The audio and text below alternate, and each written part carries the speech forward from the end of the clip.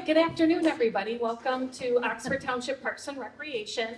I'm Dawn Medici, I work for Oxford Township Parks and Recreation. I do programs for seniors in travel, and we had a couple of people call us about inquiring about safety out on the trails, which kind of sparked this presentation.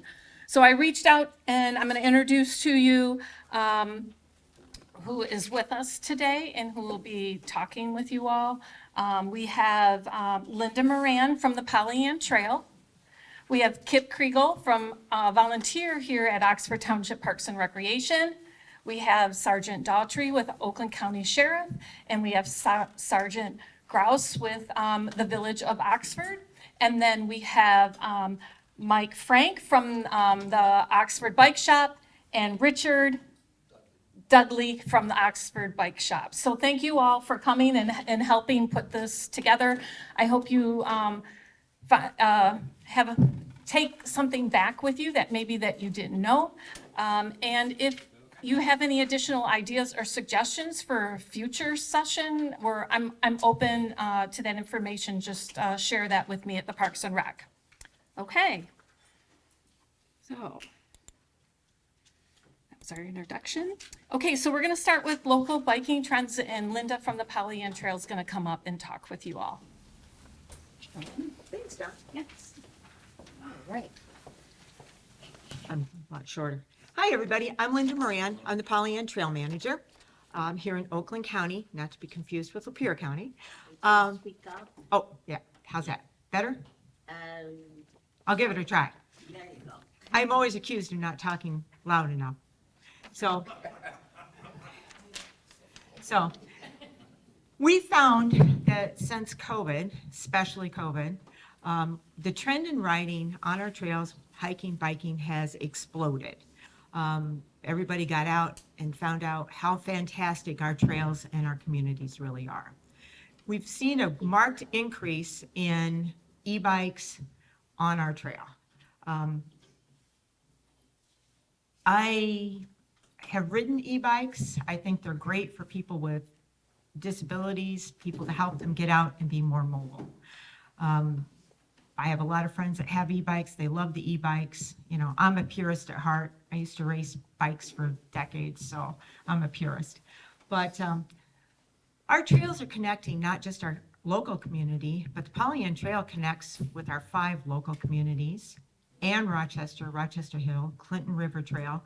We can go pretty much anywhere in the state of Michigan that we can connect to. It's becoming our new generation sidewalks. The volume up. Okay, sorry, I'll keep trying. We have people that go out on our trails every single day. In our community, especially like in Addison Township, we have a lot of horse and equestrian folks that go up there. So we have seen a problem with our e-bikes, and it's not the class 1s, which are allowed on our trail. It's the class 2, 3, and 4 e-bikes. The e-bikes that are allowed on the trail are the class 1s, which basically means if you're pedaling, you're going. If you're not pedaling, you're not going. So that's how you designate a class 1. Class 2, class 3, and class 4 are more throttle controlled or not pedal assisted. Those are not allowed on our trail without a handicap permit. We do allow some people that have mobility issues to apply for and receive handicap permits. So if you have a problem where you have to have that throttle assist, just give me a call and we can make it happen for you. We are having a large problem with youngsters out on our trail getting injured, using trails inappropriately, and it's becoming kind of an issue with us. You know, I want everybody out there. I'm out there all the time. I want everybody out there. I want everybody riding. I want everybody happy. I want everybody safe. That's our big thing. So, you know, it's not just a weekend. It's everyday situation. So, Next slide. next slide. How do I do the next slide? Just hit enter. Enter. Oh, good. Okay. Now, the benefits you have with the bikes is mental health. I mean, people that get out on the trails, experience the fresh air, exercise, and meet their neighbors out on the trail. We have a lot of benefits as far as mental health, cardiovascular health. It's fun. We have a lot of interesting things on our trail. We have pollinator gardens now. We are putting in some trees along the trail that you won't see many places. We put in some pawpaw trees. We put in some American chestnut trees, which were almost wiped out. We have all kinds of different activities out there that you can join in.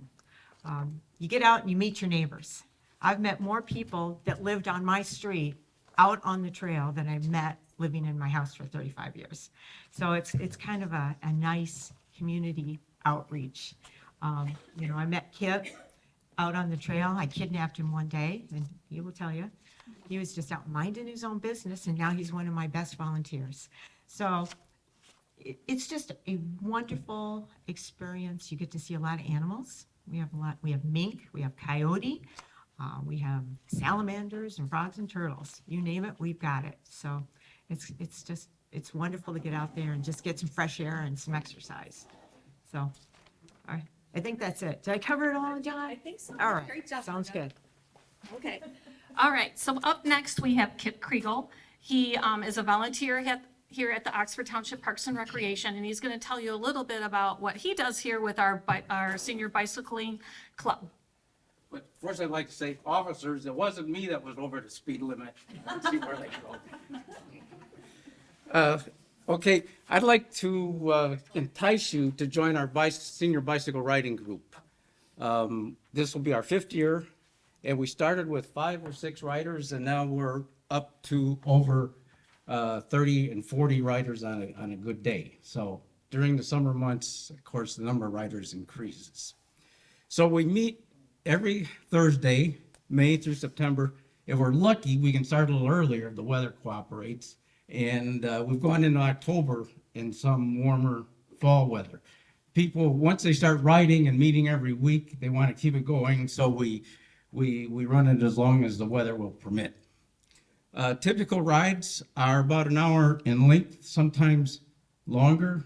People want to go extra distances. We start at the bike shop. That's our longest group ride, and we ride to Leonard. Few people ride farther up to the county line, which is another 4 miles onto the trip. So the longest ride usually is around 16 miles. And we have a shorter ride where we meet at the Hosner Road and where the Pollyant Trail crosses the road. There's a parking lot there, and we pick up some riders there. We have even made shorter rides for newer riders, which we would meet at Lake George Road. Helmets are required. We believe in safe riding. So helmets required. Recommend at least 1 water bottle. In the hotter months, I usually take 2 water bottles because you run out of water halfway through the ride. You don't want to do that. And I would recommend a headlight or tail light or reflectors because it does, running through the shadows out there, you are kind of invisible sometimes. And the walkers may not see you, or you may not see a bike coming at you. So a reflector or headlight is a good option. Bright colored clothes make a big difference too. So if you have a yellow vest or a yellow shirt, it always helps out on the trail. So it's a fun way to get fit. You don't have to starve yourself. I can tell you during the summer months, the riders usually lose a couple pounds because they're getting more exercise. So it's an easy way to diet and lose weight. It's good for your health, cardiovascular, all the leg muscles certainly get a boost out of it.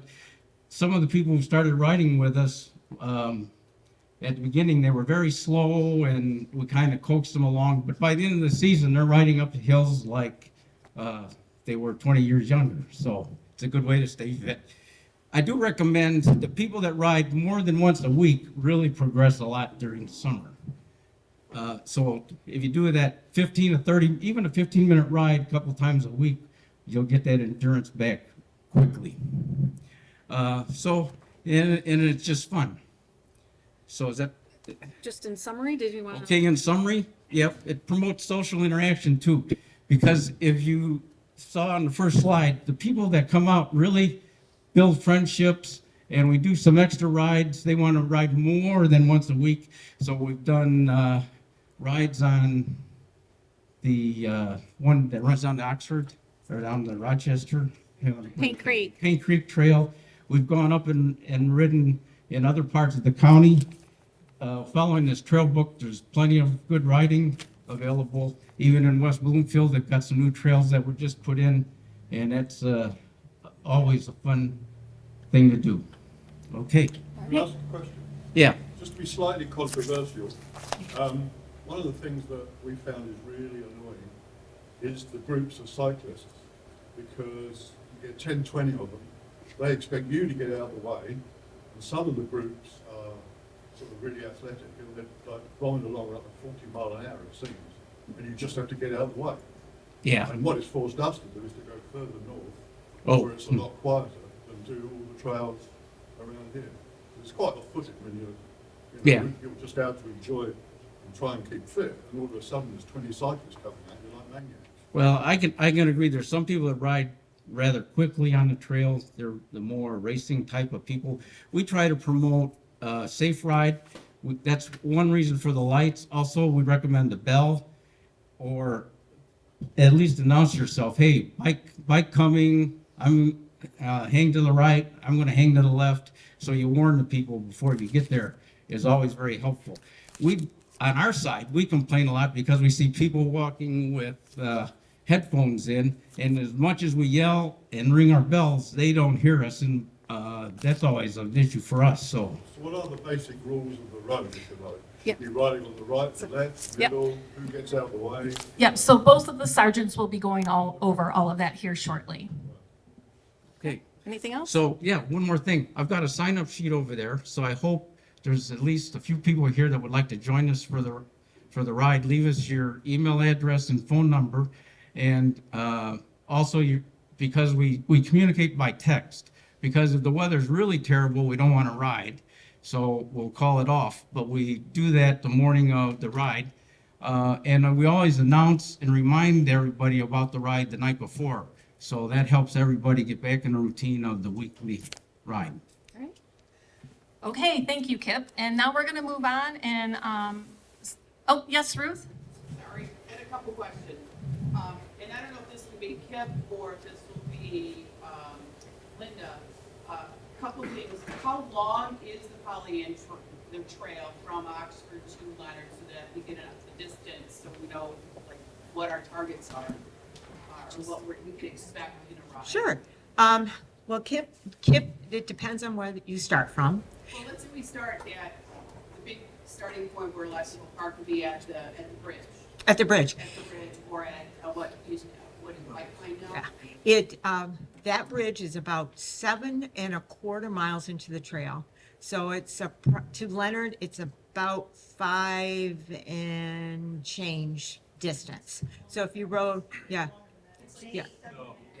Well, I ride it all the time. from, Yeah, so I live in Well, Pipe. but if you go from mile 7, because the trail's only 16.9 miles, and it's several miles from Boardman, if you're only going to Leonard, it's only about 5-ish and change up that way. 15? Yeah. So, all right, so 8. So about 8. 16.9 for the Yeah, whole thing. 16.9. The end is Yeah. 16.9, okay. Now, if And you- then my second question Yeah. is in the bike club, so speaking of, do you have any e-bike riders in your bike club? Yes, They allow ones, but do you have any e-bike riders? Yeah, we do. We have quite, well, I'd say 3, 4, 5 people. Yeah. And they usually ride with us at the pedaling speed, which is about 10 to 12 miles an hour. We do have several Class 2 and Class 3 e-bike permits out. Several of our riders contacted me, and they did request because of back surgery or hip surgery, they wanted to get back. They did ride the bikes. They are now back to pedaling bikes. So they just needed to get out and get that movement going. And they said, just in case. So we did give them permits. So we do offer permits for people with disabilities. We want to get people out there. And is that a permit Through me. Through you? Yeah, through me. And is that a permit that's on the bike, or is that a permit that's in their pocket? Yes, we have both. We actually have handicap stickers like you would have on a car. We also have cards that I actually sign off on, and you have to carry it on your person, because if one of our lovely guys or one of our DNR officers catch you out there. We did have a DNR officer out there several times last year writing tickets. So it's very important that if you are requesting those, you carry those. So Linda, that's for a class 2 or 3 bike, correct? Yes, yeah, Yes. yeah. So that's for a class 2 or 3 bike? Correct. When I come and talk, I'll talk a little bit about that as The well as different- officers will. Yeah, Okay. so, And there's ways to disable your class 2 so it's a class 1 bike. correct. And we've had several people that have recovered from back surgery that have done that, so they're back to pedaling. So they're like, if I didn't have this, I probably would have just not ever ridden again. So I want to make it up so everybody's out there. I mean, if you've seen me out on the trail, you know that I will kidnap you and put you to work. All right. So as we go over this, if you guys have any questions, you can just raise your hand and we'll answer them, okay? Intern? So real quick, everybody always likes to know, like, what's the difference between a bike and an e-bike? Well, the state actually defines it. And a bicycle basically has pedals and it has no other means of propelling you forward other than yourself, okay? 2 or 3 wheels, tandem or tricycle arrangement, and get 14-inch tires. That's the basic, that is your basic bike that you'll see just about everywhere. For an e-bike, you can hit there. An e-bike is electrically powered. It's got a battery in it, and it's got an electric motor no bigger than 750 watts, and it will not propel you faster than 28 miles at the top class. If you go over 28 miles an hour, or you have a bigger engine in there than a 750 watt, you no longer are an e-bike, you are now a moped, or potentially a motorcycle, and you open yourself up to a whole litany of other things, okay? For your class 1 e-bikes, e-bikes have an electric motor that operate while the rider is pedaling. There's no throttle or anything on it. It's just once you pedal, it assists you. The motor will disengage or cease once you hit 20 miles an hour. It'll not carry you faster than 20 miles an hour with that motor going. There's no age limit. Anybody that can safely ride a bike can ride a class 1 e-bike. Helmets are recommended. You don't need a license or no registration, no insurance, anything like that. I know there's rumors and stuff going around about that to operate on the road or anything to that nature. You can operate these on the trails, the pathways, anywhere in the township. You can ride it on a Pollyann. Those are for your class 1s. Can I just say something? Yeah. I know the officer said there's no age limit on an e-bike, okay? Just for the class 1. Just for the class 1. However, and I work for the bike shop, so we sell these. I beg of you, if you have a child that is young, do not get them an e-bike. E-bikes weigh 50 to 70 pounds. A child weighs 50 to 80 pounds. They have a high likelihood of getting hurt on an e-bike. And we at the bike shop, actually, if we see that you're trying to buy an e-bike for a child that we don't think is of appropriate age, we won't sell it to you because we care about your safety. So I want to mention that for any parents that are here and see, oh good, no age limit, because my son's bugging me all the time to get an e-bike. Keep that in mind, because safety is paramount. To go for what he said, that is true, because I'm sure some of you may work in the medical field or know somebody, but I have family that worked in there, and they were telling me about an 11-year-old that crashed on one of those, and they got a brain bleed, and he had a skull fracture from those. And so if they do ride them, you probably want it better than a bicycle helmet, like a motorcycle helmet, like the dot ones, so that are actually legit, so they don't hurt themselves. The faster you guys go, or you let your kids go on these things, the increased potential for injuries is astronomical. Yes, Did I understand you to say that 28 miles an hour is the limit for it to be called a bicycle? for an e-bike, yes. Yeah, for an Anything with a motor. So your class ones will only get you to 20. And then after that, if you can pedal your butt off to 28 miles an hour, you go right ahead. Right, but above that, what happens? Then it no longer becomes an e-bike. It changes Does it have to classifications be completely. licensed? Yep, we'll actually get to that here in a little bit. All right. So, question, Yes, on that far button said those class ones are able to be ridden anywhere in the township. That includes roads, sidewalks? yep. Okay. Class one, bikes are allowed on any township safety path or sidewalk. Township considers a sidewalk and a safety path to technically be the same thing when it comes to their local ordinance. What's the rules for the village? The village goes off of like the state laws and all that as well, so you can ride them on the sidewalk and just like the state law says, and then if you're on the roadway, we'll cover that more. If you're on the roadway, you do have to obey all road laws when it comes to like if you're driving down Pontiac, if there's stop signs, you have to stop at the stop sign. You can't just fly through those. And then as you can see, we'll cover a bit more, but like with pedestrians and all that, there's some more slides with pedestrians coming up. If you're riding a bike on the sidewalk and there is pedestrians, you're supposed to yield to the pedestrians. Just because you have the bike doesn't mean you have the right of way. But there's a few slides further down that's going to cover that. So for your class twos are equipped with a motor that will propel you to a speed of no more than 20 miles an hour. Pedal or throttle assisted, but it's going to disengage or cease to function when you apply the brakes, okay? Again, there's technically no age limit per the state, but if your child's not big enough or anything that can handle it, we don't recommend it. Helmet, again, is recommended. No license, registration, insurance required. As it was stated earlier, technically, per the DNR, you cannot operate these on the trail unless you get a special permit from the trail director to allow those. And again, same thing, these can be operated anywhere within the township and in the village. Yes. Is there a visible difference between let's say class one and class two? Yeah, so every e-bike, per state law, has to have an identification sticker on it that will classify it either as a 1, 2, or 3.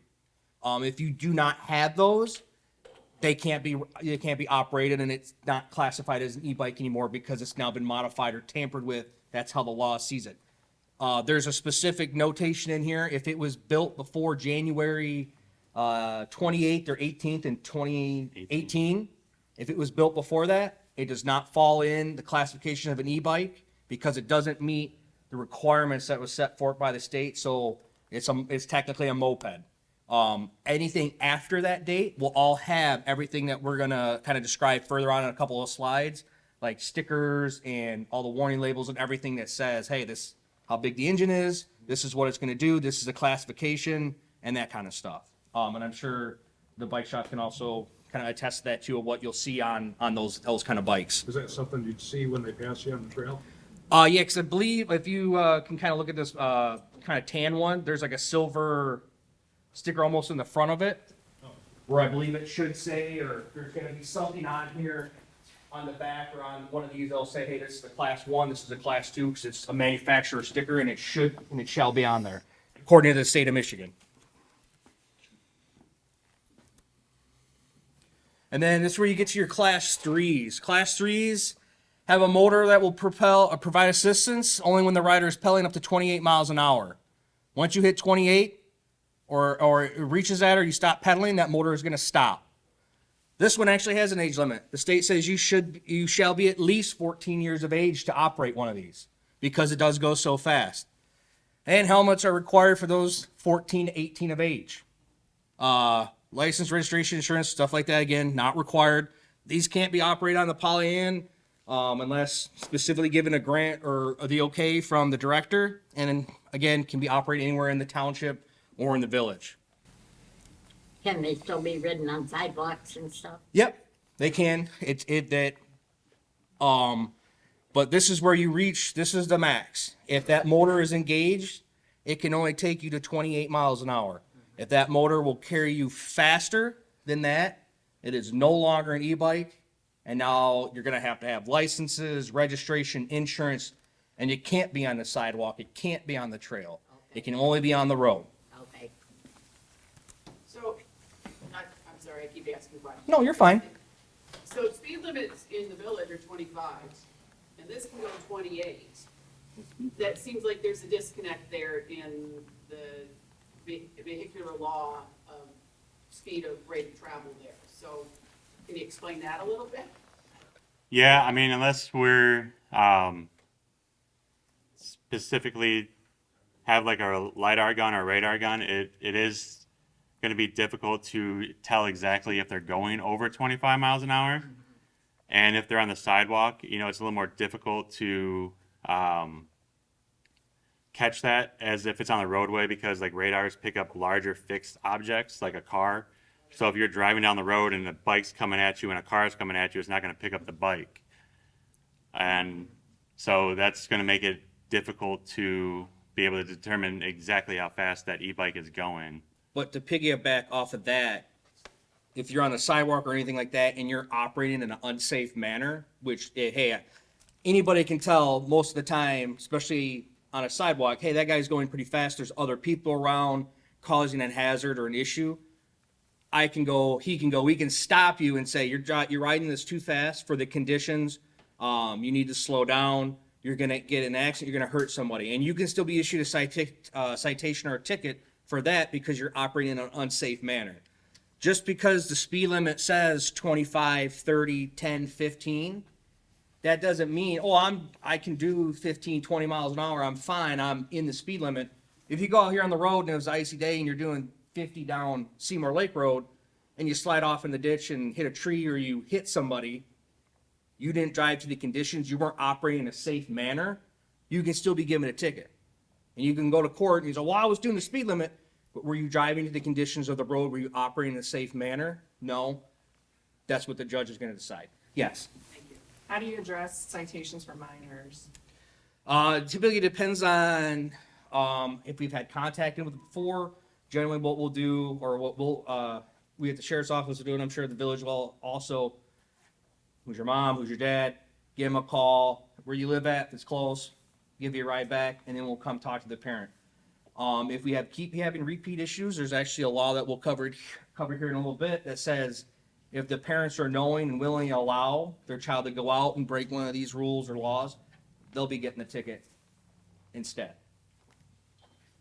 Yeah, that's same with the village. We haven't having an issue. I mean, with the youth, especially if they are operating in an unsafe manner, that if you try to pull them over and talk to them, they think it's a good idea to accelerate and take off. And a lot of the times, for some reason, they're doing this at 1, 2 in the morning on M24 with no lights or anything like that, especially in the summertime. And it's not a good idea because you can get hit by a car or you can get badly injured on that. So most likely when we try to pull them over to talk to them is to try to educate them, because we do get that they're the youth and, you know, they're out there having fun, but they still have to stay safe and follow the rules of the road. And if you do know any of these kids that are out late at night, you know, just if we try pulling them over, just try to encourage them to actually stop instead of flee all the time.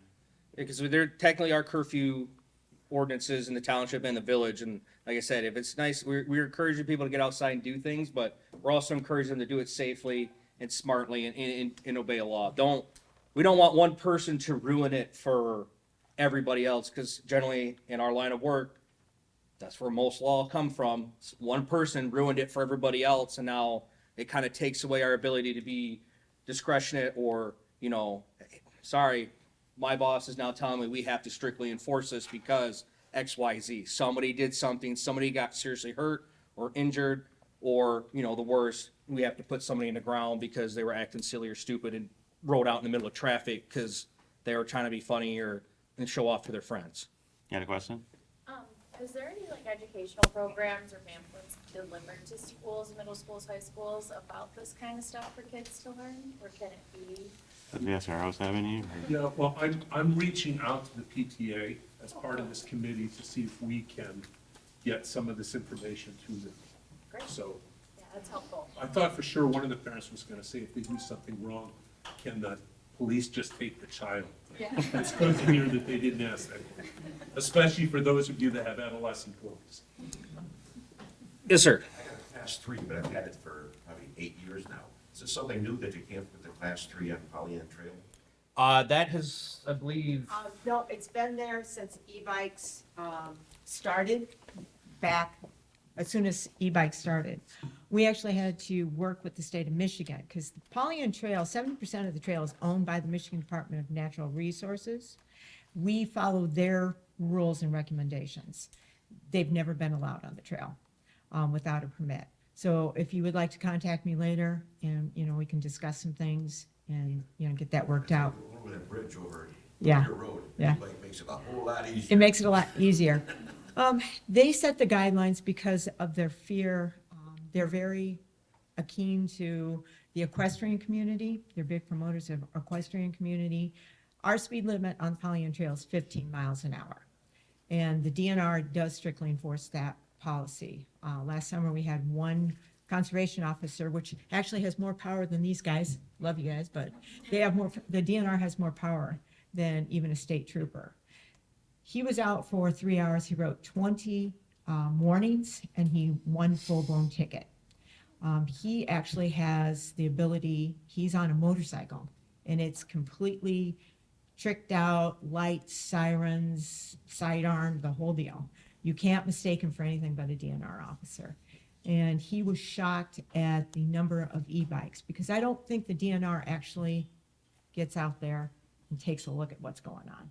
We tell them, but they don't really understand. E-bike, Mhm. leave it at 15 miles an hour. Yeah. Class 3, I'll go 15 miles an hour. Still not acceptable?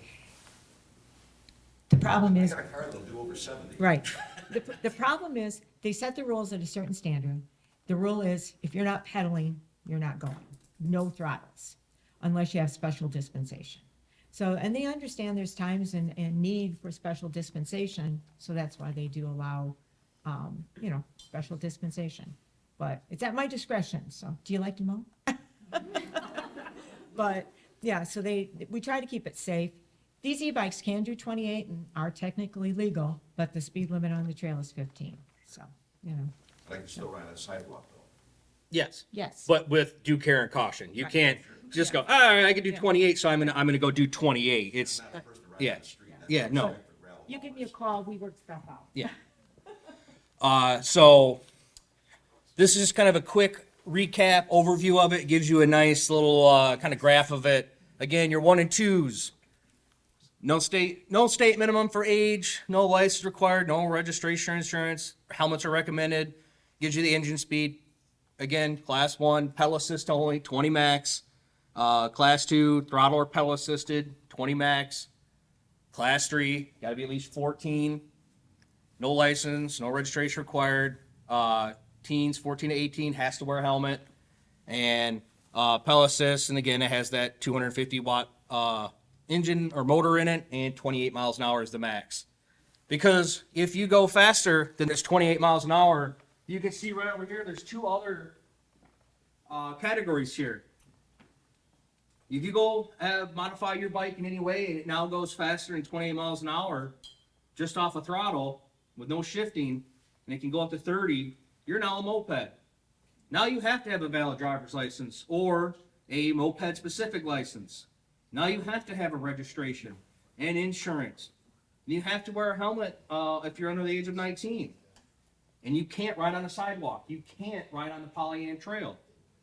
If it goes faster than 30 miles an hour or has a bigger engine than 50 cc's, it's now a motorcycle. Now you have to have a special license to do that. You have to have registration and insurance. You have to wear a helmet if you're under the age of 21. And you can't be anywhere on a sidewalk. You can only be on the roadway. And then, like I said, you've seen it. People start touching these. They start doing stuff to it. Next one. Because is it still an e-bike if you modify it in any way that falls outside any of the class 3 classifications? No, it's not an e-bike. It becomes one of those other things. Here was the thing I was talking about. If it's manufactured prior to 1/28/18, it's not an e-bike, it's a moped. Faster than 28 but under 30, moped. faster than 30, now a motorcycle. You get your kids one of these, and they take the pedals off. What's a bicycle? It has to have pedals. It has to have some way to be pedal forward, man powered. It doesn't have pedals. They take it off because they want to look cool and ride it around like a dirt bike or a motorcycle. Congratulations, you just made it a dirt bike or a motorcycle. There's no way for you to pedal that. No way for you to human power it. Yeah, because we see a lot of them coming through. At least I know in the downtown that the young kids, they take the pedals, now they have pegs on there. So instead of pedaling, they're just sitting there like it's a moped or a motorcycle, and they just fly through. And you have to have the pedals on there, like Sergeant Doherty said. Because you're seeing, everybody knows what a common bicycle looks like. You're starting to see the ones that are more sleek and more sporty. They almost look like a dirt bike, but some of you buy it off of Amazon, they're advertising it as, oh, hey, here's an electric bike. It's not technically an electric bike because it's either missing pedals or they take the pedals off, and like Sergeant Rouse said, they put on those little pegs or whatever. You've taken the definition of a bicycle completely out of it. Okay.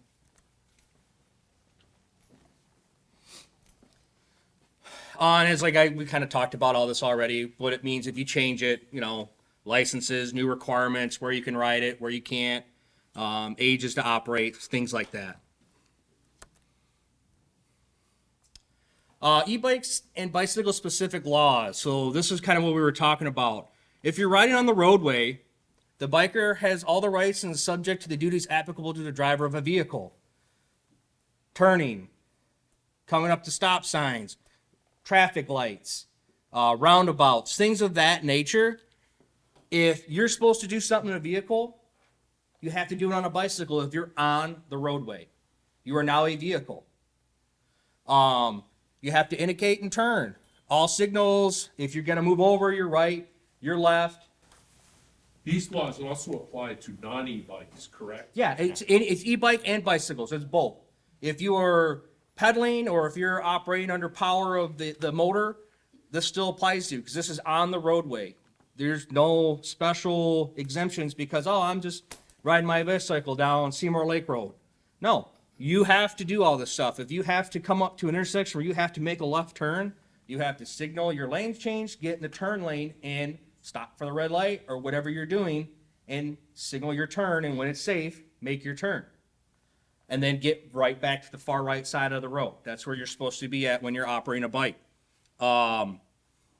If you're on the roadway, you have to have lights and reflectors half hour after sunset or before sunrise. Front lamp, red rear reflector. If you do not have that, we can stop you and you can be issued a ticket for not having that. It's a safety thing. People can't see you. You're traveling significantly slower than the traffic around you, and they're going to come up on you quick. And the last thing somebody wants to go is, oh, crap, there's a guy on a bicycle there. Because by the time you're going to be the new backseat passenger as you either go up and over or through the windshield. This is a quick thing with like some of the bikes that I like to mention, especially with the downtown. How we have like those crosswalks that are in the middle of town that don't have any like lights or anything like that. You just can't. We've had people that just think that the traffic has to pause to them, and they just dart out. So when you're on your bike, just make sure you stop at those and just don't dart out in front of the traffic as they're going through the downtown at the crosswalks there, and wait for the traffic to clear before you enter the M24. Same thing when you guys cross over, when you're on the Pollyant Trail and crossing over either Burdick or Drainer or Hosner, Lake George, any of those roads, you have a stop sign there. That stop sign is a legal stop sign. You have to stop for those. Check, make sure traffic's clear, and then you proceed. If you are in the crosswalk, yes, traffic has to stop for you. And if they don't, then we'll handle that if we see it. But if you go, oh, that car's coming, it'll stop for me, and you walk out, you're at fault, and you're going to have a hefty hospital bill because chances are that person's going to smoke you because no one pays attention anymore when they're coming up these crossings. They're not expecting somebody to walk out in front of them. You have to make sure it's clear.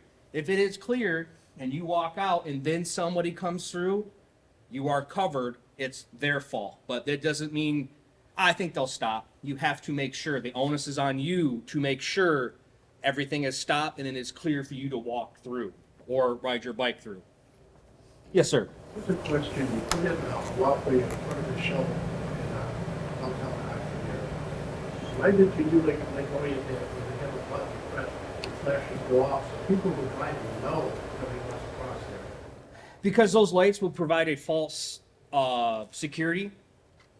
Unless that is a yellow-red sequence, like you see at these roundabouts as you go down Baldwin Road, or maybe, and I think Clarkson might have them. If not, those ones down through there where they put in a couple years ago, they have, they're called hawk signals. There's high-intensity crosswalk symbols. Those act like a traffic signal or traffic control device. You have to stop when it turns red and everything. The ones that used to be on the Pollyanna stuff that just flash yellow, that was just kind of an indication, hey, somebody's waiting to cross here, and would kind of slow traffic down, but that doesn't technically mean they had to come to a stop. And people were taking that, oh, I hit the button, now I can walk across. And that's where we're starting to see some more accidents and injuries happening because it got in everybody's head, oh, I hit the button, I can walk. Because just like in a crosswalk, you hit the button that says walk, that is your time to walk. When it is flashing, don't walk, legally and technically, you're not supposed to start walking across that intersection. It's told you, hey, this light's going to change. You have to stop. You got to wait for the next cycle. So Uh, how do we get hot crossings, especially in town and like the drainer, et cetera? How do we get that? All right. I don't mean to derail your. No. So those hawk lights, Burdick specifically, we are working with the state of Michigan to get signals back.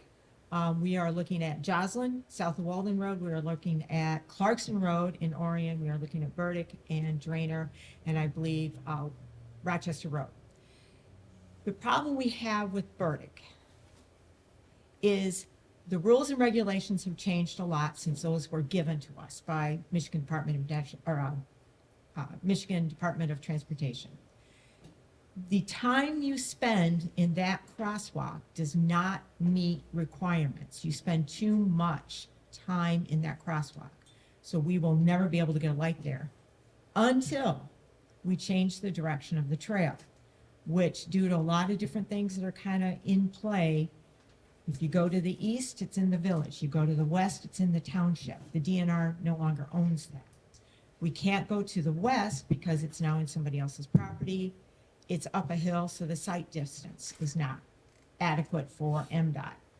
If you go to the east on that, then you're in West Street. So you have to go even further east of West Street and cross there. So now you're down by Frosty Boy, which again, how many people are going to come up to the trail, wait at West Street for cars, and head down another, so many feet, cross there, then come back up that hill and continue on their way. 0 people.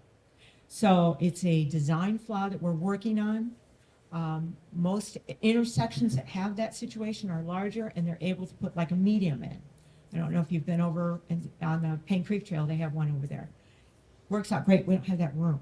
So we have too much room, but not enough room. So we are working with our engineers to try and get that problem figured out. So it's in the process. We haven't forgotten about it. We just got a lot of problems. Can I suggest that occasionally, or maybe more than occasionally, even just, I think, the presence of a police car will get people to be nice and stop for you? I don't know how many times. People just, it's minutes, and nobody wants to take, 2 seconds to stop, but maybe with a little, Yeah. Legally, they don't have to stop. Legally, you have to stop. Yeah, and I understand that, and I know Officer Churchill in the village sits down in front of Art and Dick's consistently. He's down there a lot, and I have seen him pull people over there. So they do that. So it's a whole traffic thing. So we're working on it, but nothing's ever perfect. But we're giving it a shot. So, all right. So if you notice, my voice changed there to answer your question. But to answer, especially as it ramps up and, school gets out and there's going to be more people on there, we do try to dedicate some time. I'm certified bike officer. I do go out and ride up and down the Pollyanna Trail. I have a few other guys in my substation that also we put to the class. So we're trying to make it conscious. But again, sometimes summer months is busy. We can't just dedicate somebody, but we are aware. I'll sit there. I've pulled many people over watching them fly through when somebody is in the crosswalk already and it was clear and they're not paying attention. They get to go explain to the judge why they weren't. But as you can see, some more laws here continued. And the one you asked, the parents or guardians shall not allow or knowingly permit children to violate laws on the bicycle. That's where that would come in. That's where we refer back to the parents. If we keep having the same conversation with the kids and everything. And as Sergeant Rouse explained, you have the pedestrians when operating on a sidewalk. That's going to kind of more come into the village where it's a little bit more crowded. We're here in the township. The paths are a little bit bigger and it allows you more room, but you still have to. Pedestrians have the right of way when you're on a bike. You have to yield to them. And one thing that we're going to try doing in the village, at least this summer, is we do have 2 police bikes. We're going to try to put a better police presence on bicycles in the downtown, especially in the summertime when people are out more, to have a better presence and see if we do have any unsafe riders, try to stop and talk with them. Some of the trails have stop signs on them. They're a legal requirement. Yes. So like if you, for specifically as you cross over Glassby, North Oxford Road right there, that trail on either side on posts have 2 stop signs.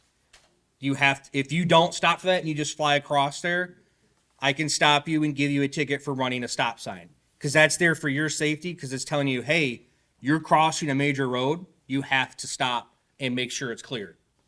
And then if you are riding on the road, the same thing if you're riding a motorcycle or something like that, you can only be 2 abreast. You can't be in a big conglomerate, big group hogging the lane. You got to be on the farthest right side of the road, and there'd be 2 of you side by side. You can ride double all the way down. You can't go 3 or 4 or 5 or just a big glob of people.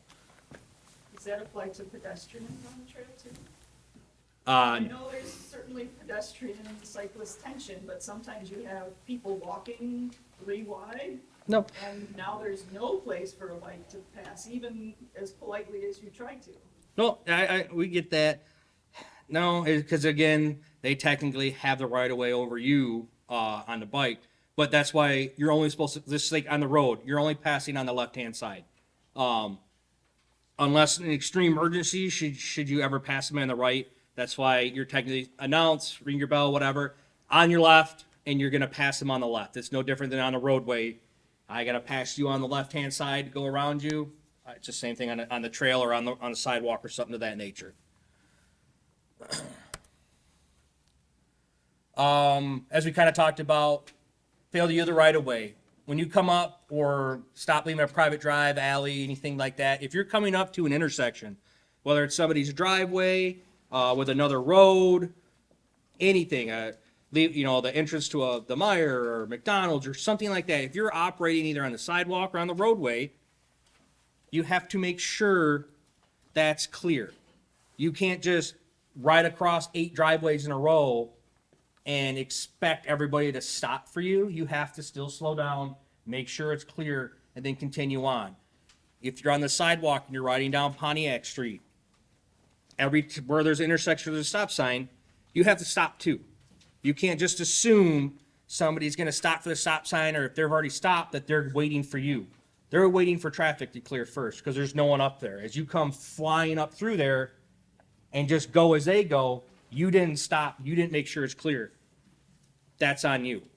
The traffic signs or signals devices, hey, you still have to stop for any red lights, still have to stop for stop signs, whether it be on the trail or if you're operating on the roadway, you still have to stop because you can be issued for careless, or if you're technically impeding traffic, if you're riding right down the middle of the lane, slowing everybody up and you haven't moved out or you're not on the far right side of the road, you're now impeding the flow of traffic. You're causing an unsafe condition.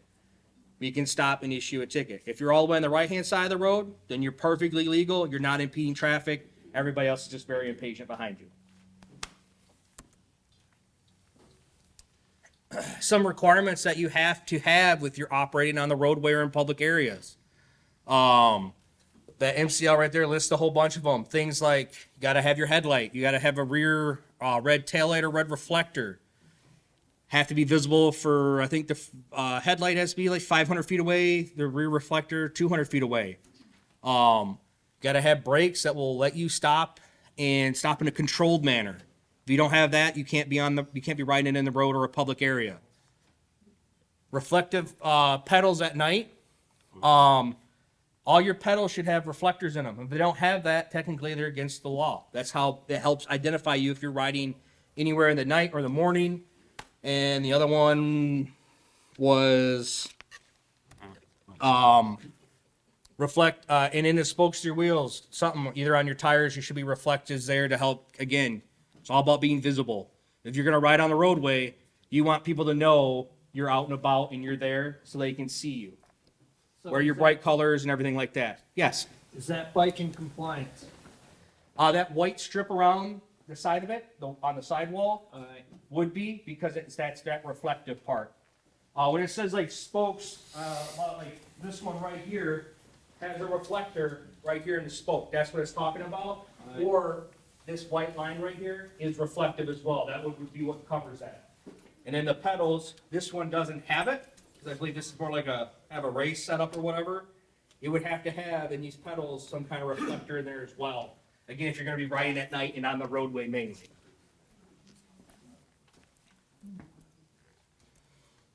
So in summary, if on the roadway, same duties, responsibilities if you're driving a car. Class 1 e-bikes on Pollyant Trail only.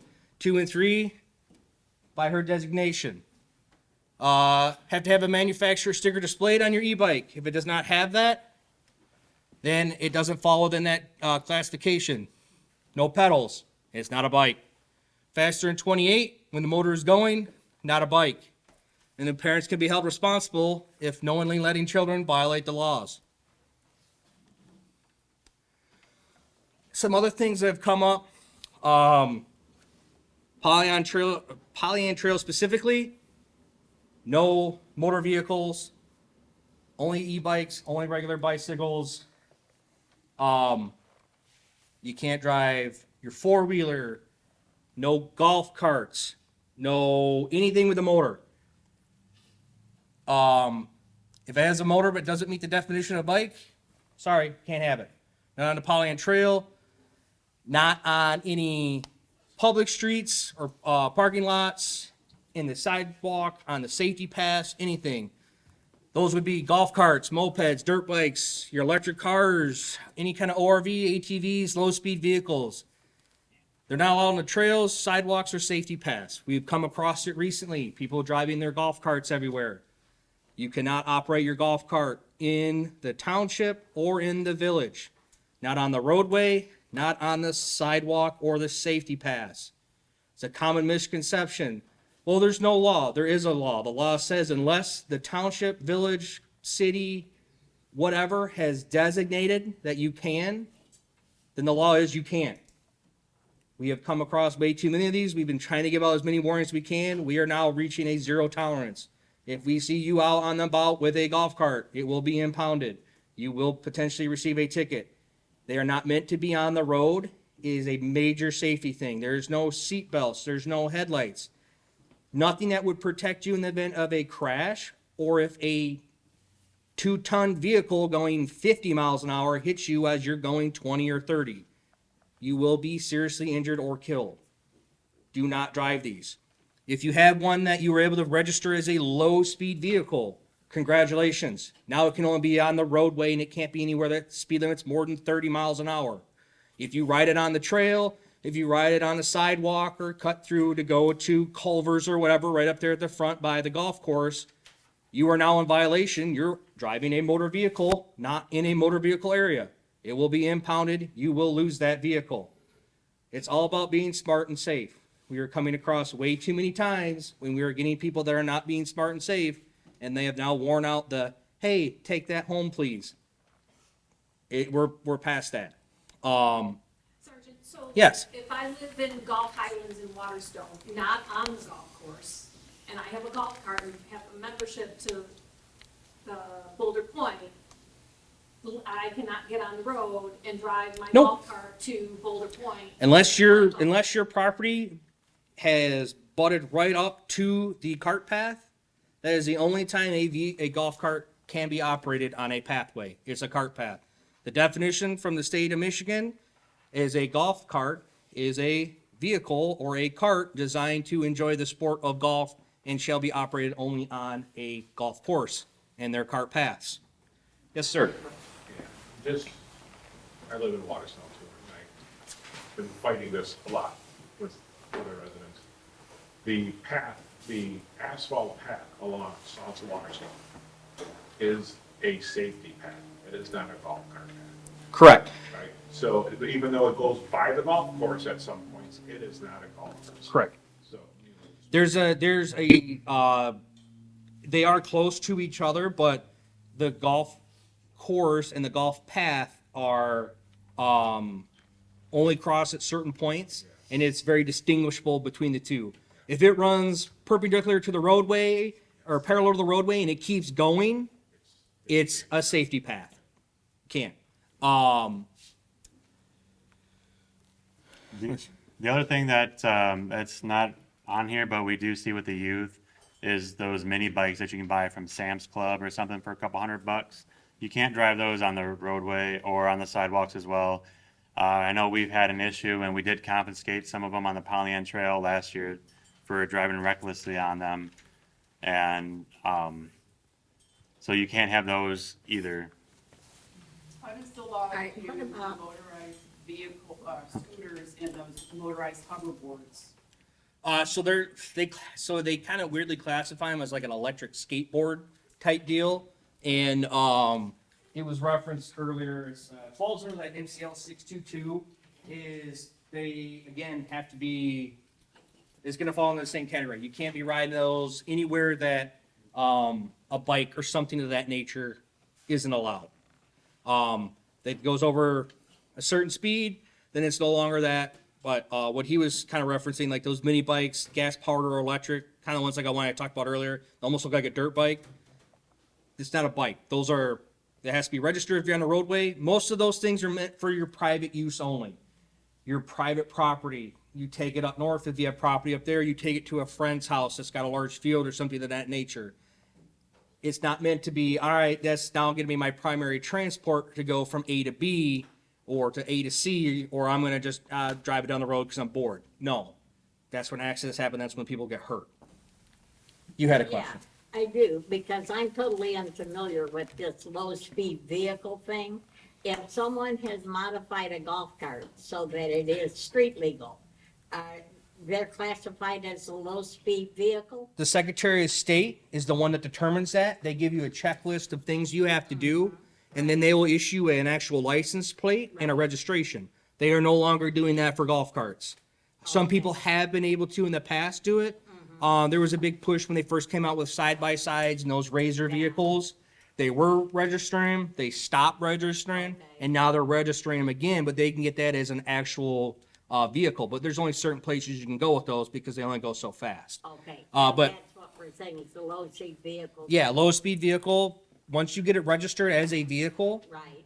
you lose the privilege of operating it anywhere that you normally could operate something. Except on a road. Yeah, but there's a certain speed limit. You can only have, if it's more than 30 miles an hour, you can't drive that vehicle because that vehicle can only go to like 20 or 25. Right, gotcha. And speaking of which, low-speed vehicle means any vehicle that's self-propelled, or it means a self-propelled motor vehicle to which the following apply. It complies with this definition of what a low-speed vehicle is, which I already mentioned. It can only go so fast. Vehicle meets the standard. It has all these things down here. It's four-wheel, less than 25, weighs less than 3,000 pounds. Has a VIN, seat belts, windshields, everything you would see in a car that keeps you safe in that manner. It has to have, and it's registered to the Secretary of State. We'll get a license plate, registration, and it cannot travel on Okay, roads that have speeds greater than 35 miles an hour. gotcha. You're reading my slides beforehand. That's how you knew this was Well, I coming have up. family members that can. Yeah. So this is kind of like we were talking about golf carts right here. It means a vehicle designed for the transportation while playing a game of golf. A golf cart is not required to meet the vehicle safety requirements of a low-speed vehicle, so that's why they don't do it anymore. Okay. Golf courses are on private property use only. Don't trespass on other people's property. That's not yours. Right. We see a lot of the time, especially in the winter with these snowmobiles. You can't operate those here in the township either. You can't operate your four-wheelers on the road or your side-by-sides, whether it's ORV stickered or not. In Oakland County, you cannot operate those here. That's for your private property. You can't just ride up and down the the ditch or on down the side of the road or cut across 4 people's property to get somewhere else. You're now trespassing. And you're using a recreational vehicle to do it, that ups the charge for recreational trespass. It's meant for your property only, not to gallivant around town. Not permitted on any road, sidewalk, safety pass, polyan trail, etc., or in the village either, and will result in violations and vehicle impounds. And kind of like I was saying before, your ORVs, ATVs, side-by-side, snowmobiles, no. Go up north, go hit the trails up there, that's where they can be ridden at. Not down here, it's too populated, too many vehicles on a roadway. Operate on private property, it's recommended 16 years or older to operate all these. You have to have registered snowmobiles and nowhere other than private property. No driving down through ditches and shoulders, going through other people's yards, etc. Kind of stuff we already talked about for those things. This one's Oxford Township specific when it comes with the safety pass. This is the direct ordinance for it. If you're ever curious, you can look it up, but this is the base of the definition of it. Safety pass will be generally restricted to use to non-motorized use, including but not limited to bicycles, which will include your e-bikes, pedestrians, joggers, skaters, wheelchair users. It shall be unlawful to operate or park a motor vehicle, off-road, recreational vehicle, motorcycle, moped, golf cart, and the like within the township safety pass system. However, the use of motorized wheelchairs, battery-powered things for kids, we all know, we've all seen them, we all know what that's talking about. You can't do that. It shall be unlawful for any person to ride or allow a horse or other hooved animal upon the safety path or sidewalk within the township. All township-owned safety paths and sidewalks are meant for bikes or pedestrian use only. Yes? We see horses out on the Pollyant Trail, is that okay? Oh, yeah. That's, Okay, just check. yep, Pollyant Trail As long as we get over, it's okay. Not, Those bombs they leave on the trail are pretty dangerous. What about a horse pulling a carriage, a surrey? that, It is allowed. visit on the Pollyant Trail, yes, or in the Pollyant Director, yes. Not on the township, though. Not on the sidewalks or safety paths. And you can with the sidewalks and safety paths, can't block them, can't obstruct them. No person shall obstruct or cause or permit the obstruction of any sidewalk or safety path in the township by placing the sidewalk or safety path any object, debris, material. Just don't block it. Keep it open. And you're temporarily to unload a vehicle. It's reasonable, but don't keep it there for a long time. Don't damage it. Don't cause anything that would cause an injury to somebody else. That's using it correctly. Got a quick question. Yes. Except for the safety path and the sidewalk, and is that somehow? No, the township classifies a sidewalk and a safety path as the same thing. Your sidewalk would be like kind of what you see in downtown Oxford, and the safety path is just that wider paved portion along the roadway. For the township purposes, they can combine both as a safety path, just to clarify it. And with that, we will turn it over to Mike. Mike. All right, I'll get through this quickly. I hope you can hear me. I haven't been told that you can't hear me, so. My name is Mike Frank, and I'm with Rich. We're both from the Oxford Bike Shop. We're gonna walk through some safety information. After this is done, I'll stay here and answer any other questions you have. I have 3 bikes that I brought, 2 brand-new bikes and 1 of my own, which I just found out doesn't meet safety standards at night. And let me just clarify it so the police don't arrest me. I am very, very safety conscious, okay? There's 2 things I don't do. If it is raining, I stay off my bike. And 2 is, if it's dark, I'm off my bike. To the point that if I'm somewhere and it gets dark, I call my wife and say, please pick me up. It usually costs me dearly, but I do call her to pick me up. So that's why that particular bike does not have reflectors on it. However, I am very safety conscious. So on the back of my bike, you will see this thing. It's a blinky light. If I'm on the road, that blinky light is going. In fact, usually when I'm on the road, I'm riding with something called Varia. which is radar. It tells me when cars are coming, and it blinks faster when the cars are coming. And it will show me there is a car 100 meters away, 300 miles away, and it shows up on my bike computer. It is the best thing I've ever gotten for safety. When I'm riding, I also have, and I don't want you to look at this, because it will blind you. I also use this. It's a blinky light on the front of my bike, so people can see me, all right? So it's very, very important. I take safety very importantly. I always wear my helmet. This is my helmet. On the back of my helmet, this is a Trek helmet, which we sell. I have a blinky light, so cars can see me. Okay? Yes, they can see me. Number one, always wear a safe fitting helmet. Do you have to spend a lot of money on a helmet? Nope. You can get the least expensive ANSI certified helmet, it will be safer. A more expensive helmet will give you some advantages. It will be lighter, it will breathe more. A more expensive helmet also will have something called MIPS or wave technology. What that does is it helps for torsional impacts. These are great for linear impacts, so if you fall over and hit your head, it will help you that way. Some of the more advanced ones will help you from a non-linear impact, okay? But they are all safe.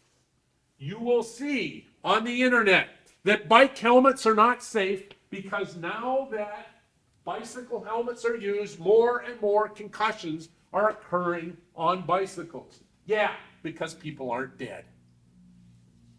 You might get a concussion, but you'll live. I live with this. I work on bikes, I fix them. Whenever I get done, I have to take a test ride. I have a helmet. In fact, this is my helmet from the shop. I wear it at the shop when I'm test riding a bike. Guess what? Has a blinky light on it. I think this helmet we sell in the shop for $50 or $60. It's a great helmet. And it's safe. So, we always wear helmets, okay? Always have your ID. That way, God forbid they have to find you, they can see who you are. Always let people know and where you're going. I often use the Pollyant Trail. I live in Leonard. I use the trail to get to work. Sometimes I'll ride on the road. Before I go, I always tell my wife, I'm going to work now. I'm taking the trail. I'm going to work now. I'm riding on the street. I'm riding to Stony Creek. I'm riding on the street, and here's my path. Always let somebody know, okay? Carry your phone with you. Always have your phone. And we sell various things for you to carry your phone on your bike. Carry water. Carry water, okay? Know your hand signals, okay? Does anybody know what this means? This means you're turning right. This means you're turning left. This means stop. Use your hand signals, okay? And make sure your bike is in working condition. In fact, I gotta leave here, Rich. And then you go through a few points. Yeah, we're gonna go through a few points. Rich is gonna come up here. This is the bike that I was gonna ride. So he was gonna kind of show you what's wrong with this bike. This is my bike, okay? So I think it's okay to ride. What do you think, Rich? Check it out. You know, it is my bike. It's already unsafe, no tail light, blinkers. Yeah, well, The first thing you want to do is you want to check your tires, which we have a little list that we've got out. You want to make sure your tires are always pumped up and everything's tight, so your tires don't come off when you ride the bike. You want to exit out the trail. So you can see here, see his front tire's low, so he needs air in his front tire. You see the steering's off too. Pretty loose, so that thing up. So if you grab the front brake, you know it's go like this, and you see the front end moves. So that means the sport is tight. That's part of this here, right? Did you get your tire pump? Yeah, I got a tire pump. So, we sell these, and I'm not just trying to sell you this. Good bike pump is one of the most important things you can have. Good bike pump, it'll have a pressure gauge on it. I don't know how much is this one? This one's $35. Okay? This'll pump up your bike perfect. Oh, he's fixing my bike for me. Stuff for you. Thanks. It's kind of hard to ride like this. So, just so you know, I purposely destroyed my bike before I came here, just to show you guys what it's like. What Rich just told you to do, I'm a bike mechanic. I've been riding for many, many years. I'm retired. Before I go on my bike, every time I ride it, I go through the safety check, and you should too, okay? When it comes to the headset, come to the bike shop. We'll show you how to do it. If you got your bike, bring it in, we can tune it, okay? So those are some of the things you should do. You should always do these things, all right? Check your axles, make sure your axles are tight, you know, because sometimes they loosen up. You want to make sure your tire's tight. You see his is loose. So he could hit a bump and that tire would come off and you got to get on your, land on your head, which you hope to have the helmet on, you do. While he's doing that, I'll talk to you about a few other things you should take, okay? I always wear gloves, makes my hands nice and comfortable, all right? I carry with me a multi-tool, okay? You can get these pretty inexpensively, but this way I can fix my bike or, and here's an important thing for you to know, bicyclists are very friendly to each other. So, if you carry the tool or you carry an inner tube, this is a fancy schmancy inner tube, but you carry an inner tube. If you don't know how to fix your bike, I guarantee you there'll be someone that will see you stopped on the side of the road that will say, "Are you okay?"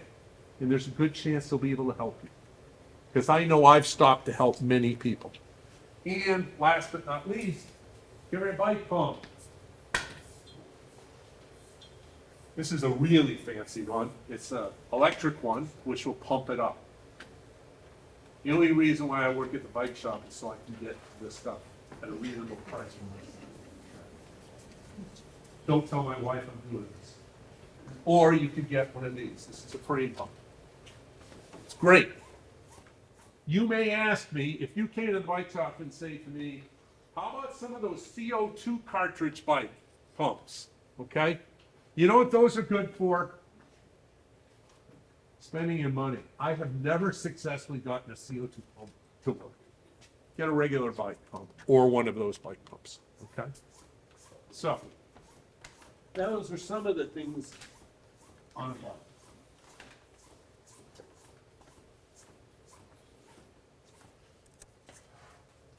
E-bike, tips and tricks. First of all, let me talk about e-bikes, okay? I own one. I bought one for a different reason. My wife and I like to go on bike rides. She has an e-bike. If I am on my bike, I want to ride as fast as I can and as hard as I can.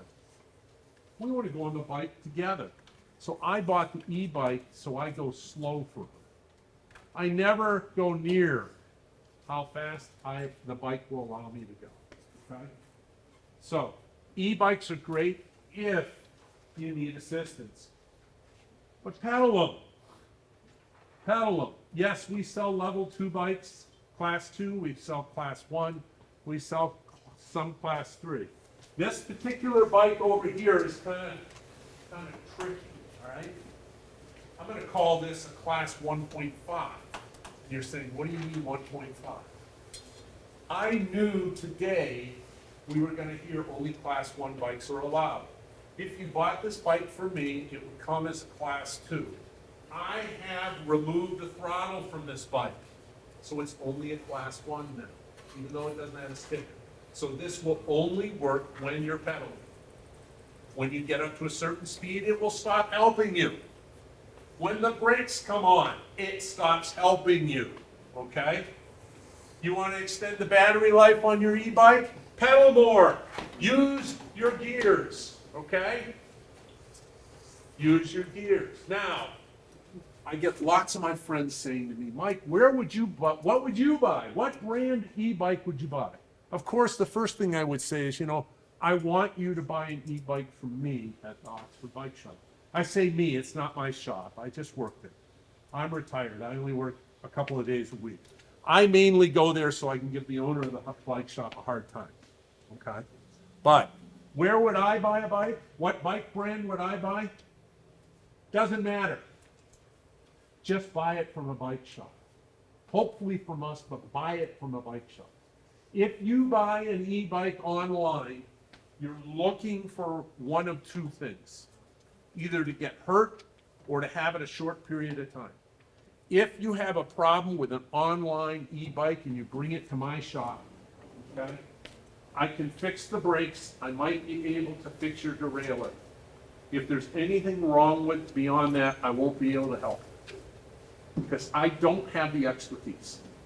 I will actually give you the name of another shop that might work on it, and what he does is he charges you by the hour. And he will take a look at it, he will take a guess and say, call the manufacturer, order these parts, I will put them on for you, and my rate is over $100 an hour. If you buy a bike on the internet, you will not be able to get it easily serviced. The two things on that, if we bought an e-bike online, ultimately through Walmart, Right. made sure it was manufactured in the US, so you can get parts, etc. And also to get the battery approved. Right, it has to be UL approved. It has to be UL approved. Okay, going back on. Never modify it. Hey, Rich, if somebody calls us and say, hey, I understand you can program this bike to go 28 miles an hour, what's our answer? No. No, we're not gonna do that. No, I modified mine not to go faster. I've modified it to make it so you can't use the throttle. And then offer that same option on the other class 2 e-bikes that are not allowed in Colorado. Yeah, we can remove the throttle, or we can show you how to remove the throttle. We will not modify the bike to go faster than what it comes. No, we can slow the bike down though, so you don't have as many watts going into there, so it can slow the bike down if the bike is able to go slower. So what we do is we turn down how much wattage is going into that motor, so it slows your bike down from 20 But to 15 mile an hour. speaking to the law enforcement here, then, your class 2 sticker is no longer valid. They don't. Well, it's still valid in the fact that it didn't modify it to go outside one of the 3 classes. He modified his to go down, to whereas we see a lot of it, they modify it to, as he said, go faster or make it fall out of one of those 3 classes. So that's permitted. Yeah, that part is permitted. You have to follow the range of those, I said if you fall outside the range of those classes. And then, If you so when you modify it, it has to stay in a 1, a 2, or a 3. If you modify it and it falls out of that, that's where it's not allowed because now it's not in one of those 3 classes. So he took his 2, modified it to go down to a 1. That's perfectly legal because I can still say, does it do this, this, this? Yep, that matches the classification of a 1. If you were to modify it and it fell out of a 1 or a 2 or a 3, now it's no longer an e-bike because it doesn't meet one of those 3 definitions.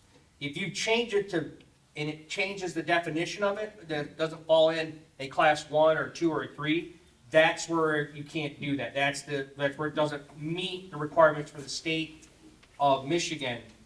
So what he did, he just moved it down to a 1. Perfectly legal. It still falls into classification of, they can say, yep, you meet all these here, you're a 1, that's okay. Even though the sticker says 2, it still has the potential because he can pop that back on and now he's back at a 2. But right now he's at a 1 to meet their requirements to go on the trail or another trail. That part's okay. It's when you go outside of that, that's when it's a problem because now it's either going faster or something to that effect. So then it would become more like a moped or a Yes. motorcycle. The question is, if I buy a 2, and I have this gentleman modify it to be a 1, right? The sticker says 2. Yes, So, but I'm on the Pollyant Trail, and there's an officer that doesn't know how to tell the difference because I modified it down. Yeah. The sticker says 2, am I gonna get a ticket? No, because you can go, you can explain to them, hey, A 2 has a throttle. This does not, I took it and you can even show them. There's nothing here, there's no button that makes it go faster or slower. It doesn't do anything. I have to pedal it. And then they can go, okay, if you were, for some reason, the person doesn't believe you, no problem. My contact information will be on at the end of the slide. You can always call us. You can contact the court.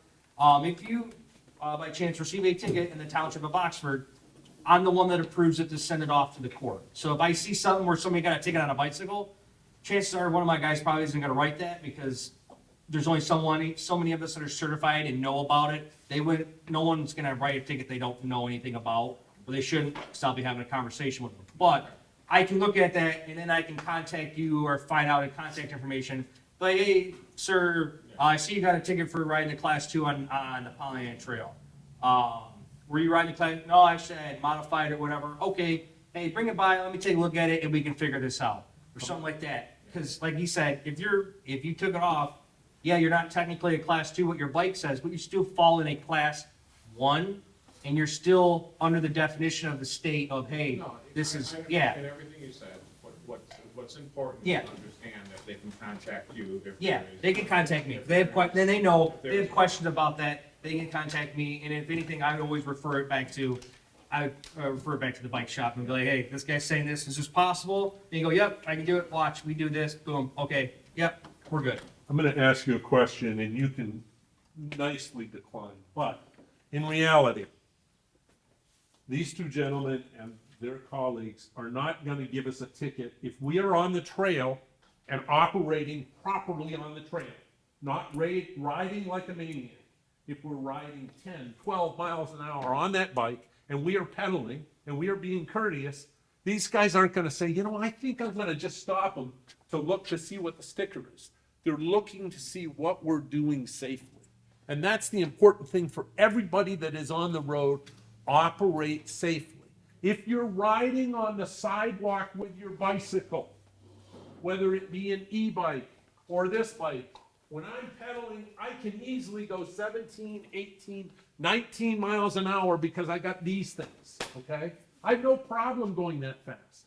If I am on the sidewalk going that fast, I am unsafe to other people and to myself. And the reason why I'm unsafe to that is because when I'm on that sidewalk and there are cars getting ready to turn, they don't realize I'm going 20 miles an hour and they're not ready for me to approach them that quickly. So you have to be careful and safe, okay?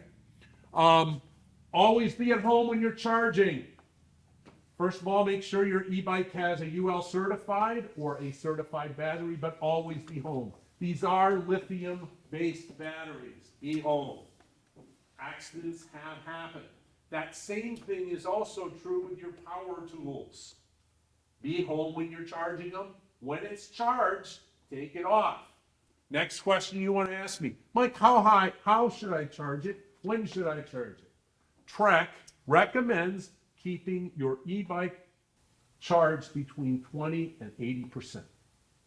It's not very good for the cycles of the batteries to go below 20 or go above 80. Of course, occasionally you can go above that, but it's saying for the longevity of the battery it will last better between 20 and 80%. Keep your bike or battery out of intense sunlight. So if it's 90 degrees and you're just parking it there, try to get it underneath the shade. No, that does not mean when you're riding and it's 90 degrees out, is it unsafe? No, you're moving. The battery's getting cooled off, okay?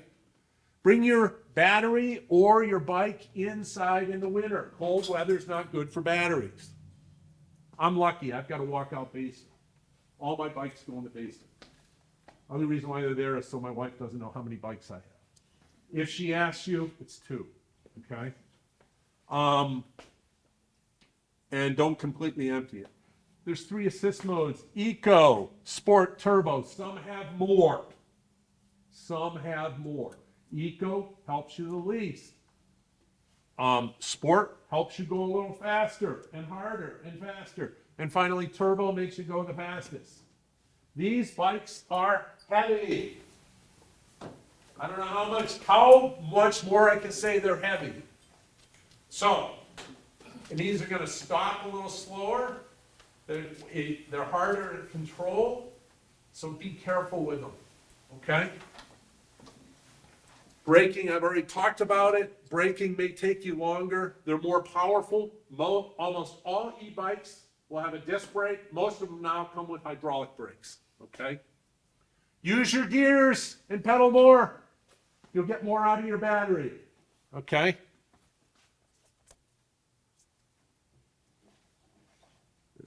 Gotta hit enter. Real quick, on the trail, just like on the water, pedestrians have the right of way, horses have the right of way, then bikes. When you're passing somebody, give them ample room. Remember, they have the right of way. When I'm riding my bike and I say, I'm on your right, I've had people say, oh, I'm sorry, I'm in your way. And I go, no, you have the right of way. Walkers and horses have the right of way. Use leashes for pets. Wear bright reflective clothing. Be alert. Always be alert. I will tell you, what I find most distressing for me is when I'm riding and I see somebody on an e-bike and they're doing this. I just hope they bring that bike in for me to fix at the shop. Yes? Question on horses. If you're passing them this way, should you walk your bike past them, or? I'm gonna leave that to my expert. You don't have to walk your bikes, but they do say announce clearly and go slower. So most of the horses that are on the Pollyant Trail and most that use trail systems are kind of used to walkers and bikers and dogs. Not all horses are. So the best thing is I always slow. I'm not in a race. I don't race anymore. I slow down and I'm like, hey, ponies, how y'all doing? Don't kick me in the face, you know. There's a lot of horses out there, usually the same horses over and over. We'll see. We actually have a couple of support ponies that come out. So Pop-Tart is one of them. And it's kind of, it's nice to see the horses. We do have one group that do use their surreys up there. They do not yield. They have the right of way, they do not yield. So when I see them coming, I stop because I'm just not going to deal with that. They do have legally the right of way, and I respect that because a 2,000-pound animal with the kicking capacity to take my head off is always going to get my respect. But we do have a lot of horses. We have swans. I was just gonna say, the ones that you really have to worry about are the swans. Yeah. Now, we do have a family of swans that have been up in off of Lake George for over 20 years. They are trumpeter swans. Those are endangered, protected swans. They are not the aggressive kinds like our muted swans. These are bougie swans. And they will give you a skank eye for going through their living room. They've never attacked anybody, but they have given you just the stonk eye, you know. I do go slow when I'm going by them because they are a protected species. I do talk very nicely to them and ask them please not to kill me. And they haven't. But, you know, they usually don't move a lot because it's their living room. So I always equate it as if somebody came into your house and walked right through your living room and then walked out back door, you'd be like, what the heck? That's how these bougie swans are. They're like, they squawk, they might flap their wings, but they've never attacked anybody. Different personality types than are muted. We have muted swans on our lake. I wouldn't tangle with those things for any amount of money on this planet because those things are just mean. So, you know, they'll be back hopefully in the next couple of weeks. So they'll be sitting on nests. And last year we had 7 babies and they all made it out. So, yeah. So I know I'm getting the proverbial keen here. So with closing, a couple of things. One, May 2nd, be on the lookout. We'll be having a safety check on the trail. That will be announced. On the table over here, there's some water bottles and some other things. Please take one on for us. I only have 17 water bottles. If there's more people, there's other things over there. The other thing that we have, and if people stick around, I'm more than happy to talk about some simple bike maintenance. But in this bag, we have some bike lubricant for you, okay? Before you apply it, the chain needs to be cleaned, and I can if I can be allowed to stay a few minutes extra, I can explain how to clean it and show you some good products for that you can use. If you are so inclined to use WD-40, that's wonderful. I'll see you in a couple of weeks. WD-40 is not good for your bicycle, okay? It is not a lubricant. It is not good, okay? So don't use it. I highly suggest you use a chain lube. I highly suggest you clean your chain. If you clean your chain and keep your bike clean, that will help you tremendously for your bike, okay? All right. Well, thank you, everybody. Does anybody have any questions? I have put up here on the board all of our contact information. And then on the next slide, give you a second if you want to take a picture of that. I have some other links to some other resources for you as well. Any questions? Go ahead. Just super quick, can I plug the family Sunday afternoon bike ride that leaves at 4-ish from the back of the bike shop? If you search on Facebook, Pollyann Peddlers, Peddlers, you don't have to be a family, you could just come and hopefully when the weather breaks soon, we meet, we ride, we come back. We usually go about 6 to 8 miles, we go about 3 miles out, 4 miles out, just counts on you. And then we come back and everybody sits down, talks about the ride, how much they enjoyed it, we should improve something. Yep, good for kids just learning how to ride on the trail, ride in a group, etc. Highly recommend it. I should mention one thing though. I keep saying the bike shop, but I haven't told you guys where we are. So if you don't know where we are in the parking lot behind and right next to Red Naps on the corner of Burdick and M24. So we're behind, that's where our door is, we're right next to the brewery. And we've been there for about 3 or 4 years. It's family operated, and we're really there to help you guys and, we're gonna steer you the right way, okay? Sorry for interrupting. That's okay. This is a question for Linda, and this goes back to the permitting. We have a lot of trails that interconnect. The Pollyann makes it to the Clinton River, almost.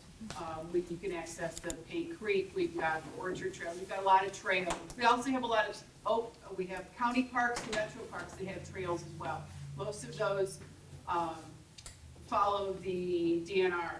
But your permit, is that strictly just for the Pollyann? Just Or for does the that cover Pollyann. the other trails as well? Nope, just for the Pollyann. With the sticker that we give, which is like a handicap sticker, it actually has the Pollyann Trail logo on it. So it's only for the I Pollyann. think that's important to Yeah. reiterate. Right, it's only usable for the Pollyann Trail. I do believe the Paint Creek, Ingrid is the trail manager over there. I would call and talk to her in regards to if you need something for that. My philosophy is if you're pedaling your bike, I'm happy. I'm happy as a little clam out there with you guys. It's when we have, I hate to say it, boys get a bad rap. I have a 13-year-old grandson and he's a bonehead. I mean. Don't worry, it'll get worse. Yeah, but I worry about these kids' safety. I've seen some horrific injuries. We had one not on the trail, but trail adjacent in Addison last year. It was a situation where we were hoping the kid lived, and it was just, they were doing these TikTok videos of doing wheelies on these bikes with the throttles full open. And I'm terrified that somebody's going to get really hurt out there with these things. Yeah. So if you're out there pedaling and you're being cool, I might trip you because if you look like somebody, you might be good at mowing or cutting trees, as Kip will tell you. My best volunteers are kidnap victims. So, yeah. All right. Yeah. So thanks, everybody. Yeah, so if anybody is interested in volunteering with Linda or want to participate with the Oxford Bike Shop group rides or the senior bike rides, I'll put the contact information back up here. Please, reach out to any one of us and we will point you in the right direction. Is there any other questions? Is this gonna be on a website or anything?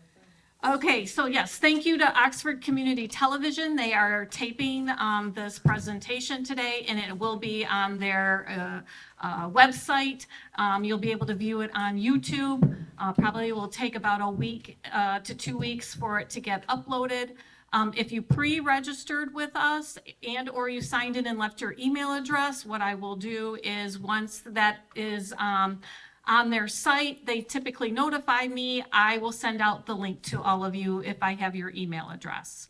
If you want to just double check, the sheets are on the table. You're welcome. Just make sure your email address is there if you want that. Over on the table, as Mike mentioned, he has some stuff from the bike shop, Pollyant Trail, DNR policy, and the Paint Creek policies are on the table.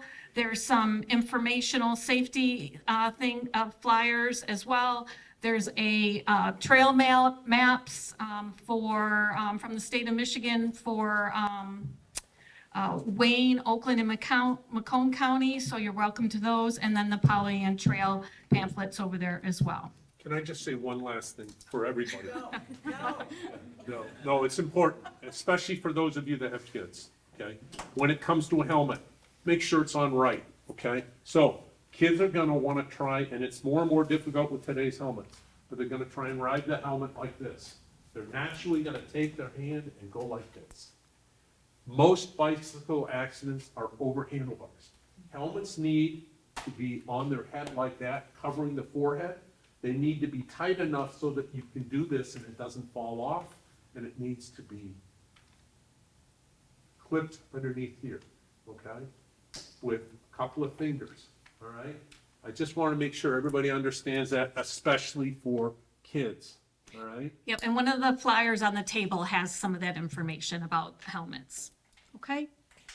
All right, any other questions? Any last words? Okay. All right, well, thank you, everybody, for coming, and I hope you enjoyed it.